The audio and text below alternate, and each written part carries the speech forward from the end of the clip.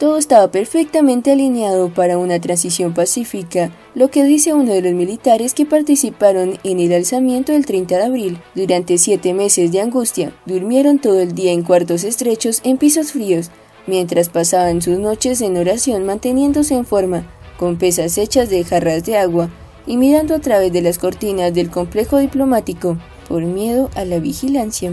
Debido a preocupaciones de seguridad, los tenientes coroneles Ili Sánchez y Rafael Soto no revelaron exactamente cuándo o cómo dejaron Venezuela, solo dijeron que viajaban en pequeños grupos como parte de una operación militar clandestina, que contó con el apoyo de docenas de tropas de bajo rango y sus comandantes. Salimos de Venezuela, pero nuestra lucha para restaurar la democracia en Venezuela continuará, dijo Sánchez en una entrevista telefónica desde un lugar no revelado. La historia nunca antes contada de cómo Sánchez y Soto lograron engañar a sus superiores y planear una revuelta contra Maduro señala que el descontento y el miedo se está extendiendo dentro de los cuarteles de Venezuela, incluso cuando el líder en batalla se aferra al poder en medio de las sanciones estadounidenses impuestas después de las elecciones presidenciales ampliamente vistas como fraudulentas. Los dos oficiales sobresalientes parecían ideales para la misión del alto riesgo, habiendo subido de rango a una posición confiable con control directo de las tropas y contacto regular con los principales ayudantes de Maduro. Sánchez, de 41 años, comandó una guarnición de unos 500 guardias responsables de proteger los edificios del gobierno del centro, incluido el Palacio Presidencial y la Corte Suprema. Soto, de 43 años, fue asignado por un tiempo en la temida política de inteligencia de SEBIN, liderando un equipo de unos 150 agentes acusados de espiar a opositores del gobierno. En su relato, los dos viejos amigos se desilusionaron al ver la devastación de la economía en Venezuela y comenzaron a planear secretamente para eliminar a Maduro. Eventualmente se unieron con los dos opositores de Maduro, liderados por el presidente de la Asamblea Nacional, Juan Guaidó, quien es reconocido como el líder legítimo de Venezuela por Estados Unidos y unos 60 países. El 30 de abril sorprendieron a los venezolanos al aparecer antes del amanecer con tanques y tropas fuertemente armadas en un puente en el este de Caracas junto a Guaidó y al activista Leopoldo López, a quienes ayudaron a surgir de lo que consideraron un arresto domiciliario ilegal. En esta foto del 8 de noviembre de 2019, los soldados venezolanos que participaron en una fallida rebelión de abril contra Nicolás Maduro se encuentran en un círculo de oración dentro de la Embajada de Panamá en Caracas. El grupo de 16 guardias venezolanos que estuvieron escondidos durante 7 meses en la embajada extranjera, después de rebelarse contra Maduro, dijeron que habían logrado huir del país. Cuando reuní a mis tropas a las 2 de la mañana y les dije que íbamos a liberar a Venezuela, rompieron en llanto, dijo Sánchez, quien como parte de sus deberes oficiales de proporcionar seguridad al Congreso, tuvo que hablar regularmente con los legisladores de la oposición. Nadie lo vio venir, pero todos se comprometieron de inmediato.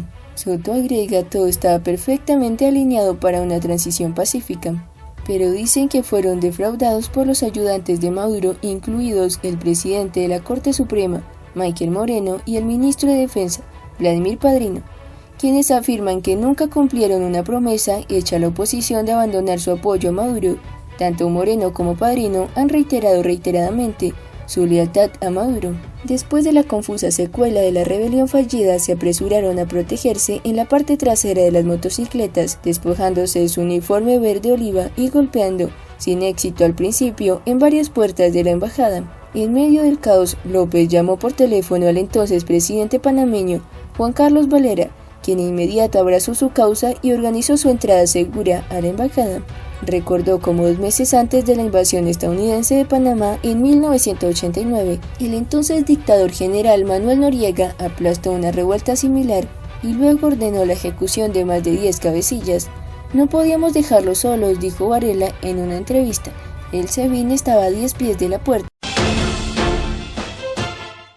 Más. Nombró a Evo Morales como jefe de campaña para próximas elecciones en Bolivia. Un congreso del Movimiento al Socialismo Más definió este sábado nombrar al expresidente de Bolivia, Evo Morales, como jefe de campaña en cara a las nuevas elecciones en el país para 2020. Agradezco la confianza por nombrarme jefe de campaña. Elegiremos un candidato unitario y nuevamente ganaremos las elecciones en primera vuelta. Gracias por no abandonarme, yo siempre estaré con ustedes, unidos venceremos, escribió Morales desde Cuba en su cuenta de Twitter. El Congreso de Emergencia se desarrolló durante gran parte de esta jornada con la ciudad boliviana de Cochabamba, con la asistencia de una veintena de organizaciones, direcciones regionales del partido y autoridades indígenas afines al MAS, para analizar el proceso del partido hacia los próximos comicios, aún sin fecha. La asamblea partidaria postergó la elección del binomio que presentará el partido de Morales hasta que se alcancen mayores condiciones de unidad. Lo que es seguro es que las elecciones de 2020 serán las primeras en 18 años sin Morales como candidato presidencial. Asilado en México desde el 12 de noviembre, Morales realizó el viernes un viaje temporal a Cuba, informó la Cancillería mexicana. El motivo sería una consulta médica. Sin embargo, se especula que tras su visita a Cuba, Morales se instalaría en Argentina, donde radican sus hijos y donde gozaría de la protección del gobierno del peronista Alberto Fernández, que asumirá el 10 de diciembre. Desde el exterior pretende entonces dirigir la estrategia de participar de su partido en los comicios bolivianos, previstos para el primer trimestre del año próximo. Pronto voy a estar en Bolivia para que juntos enfrentemos las elecciones y las ganemos como siempre lo hemos hecho, prometió Morales a los asistentes a la asamblea en un breve contacto telefónico. Entre los posibles candidatos a su suceder a Morales se menciona a Andrónico Rodríguez, un joven líder campesino de los productores de coca. Asimismo aparece Adriana Salvatierra, expresidenta del Senado. El listado lo completa Luis Arce, ex ministro de Economía que el viernes salió exiliado a México, el ex canciller David Choquehuanca y el ex ministro de Justicia Héctor Arce. Morales renunció el 10 de noviembre después de que en una misión de la OEA detectara irregularidades en los comicios del 20 de octubre y tras perder el respaldo de las Fuerzas Armadas. Tras su ausencia, la senadora Yanine Áñez asumió la presidencia interinamente por 90 días. Inflación de noviembre se duplicó con respecto a octubre. El fenómeno hiperinflacionario sigue su curso en el país, aunque su intensidad ha menguado en medio de una contracción económica sin precedentes y que se extenderá hasta 2020, según las estimaciones de la Comisión de Finanzas en la Asamblea Nacional. Para el mes de noviembre, el Parlamento venezolano estimó que la inflación se ubicó en 35,8%, casi el doble del marcador de octubre, cuando se registró un 20,7%. En una rueda de prensa, el parlamentario y economista Ángel Alvarado señaló que esto es típico del último semestre del año. La hiperinflación sigue, la intensidad ha menguado, pero se mantiene la hiperinflación y seguramente se va a mantener por lo menos durante el primer semestre del 2020, porque los desórdenes que dieron origen a esta situación se mantienen. Con estos números, la inflación acumulada durante el 2019 alcanzan a 5.515%, mientras que la interanual noviembre 2018-noviembre 2019 se ubica en 13.475%. En este periodo, uno de los rublos más afectados ha sido el de vestido y calzado, que registró un incremento de 54%, incluso por encima de la inflación de noviembre. Alvarado explicó que esta mengua de la inflación es causada por la política del gobierno de Maduro de aumentar el encaje legal en las entidades bancarias. Aunque esta decisión restringió el crédito y profundizó la caída de la economía, que hasta el mes pasado perdió en general el 43% de su volumen, la contracción económica ha sido muy grande y no tiene sentido hablar de una recuperación económica. El PIB no petrolero, sector privado y más dependiente de los créditos, ha caído 78% este año.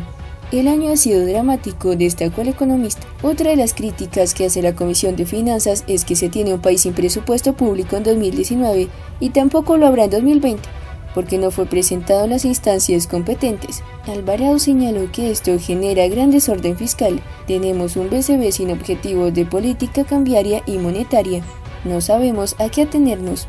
Al no tener presupuesto no sabremos a qué se destinará el gasto público, cuál va a ser el crecimiento, protección de precios del petróleo, prosiguió el parlamentario.